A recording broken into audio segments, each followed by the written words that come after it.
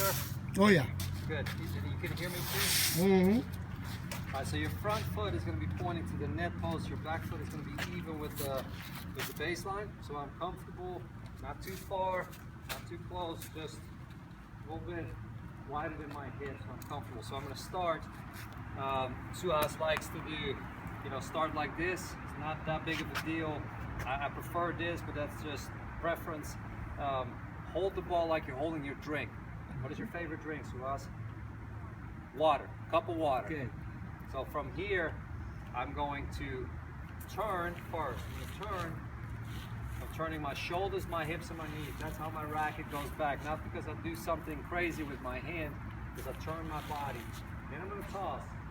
So I'm going to put the cup of water on top of the fridge. So I'm tossing it from the shoulder. Turn, toss. My racket goes from stirring paint, not dipping paint, stirring paint, to saluting, simply by bending my elbow. And now I get to the power position, or the trophy position, or the saluting position, however you want to call it. I'm going to toss that ball, the ball is going to go up. I brush my long hair, I talk on the phone, so the racket is still what we call on edge, and then I high five the giant, and I finish after I hit the ball with the power X. So if you don't mind, because I'm left-handed, I'm going to do it one more time on this side. Starting with the handcuffs together, weight is on the front foot. Front foot is pointing to the net post, back foot is even with the baseline. I'm going to turn, shoulders, hips, knees. I'm going to toss while I'm holding the ball like my favorite drink. So the toss is going to go just in front and to the right for Suhas. To the right and in front. As I'm doing that, my racket goes from stirring paint to saluting, simply by bending my elbow, getting it here. Now I'm brushing my long hair. I'm talking on the phone, which just means that I'm not going this way, but I'm keeping my palm down, as we call it. And now I twist up and out, high-fiving the giant, and I'm finishing with the power X. So that looks something like this.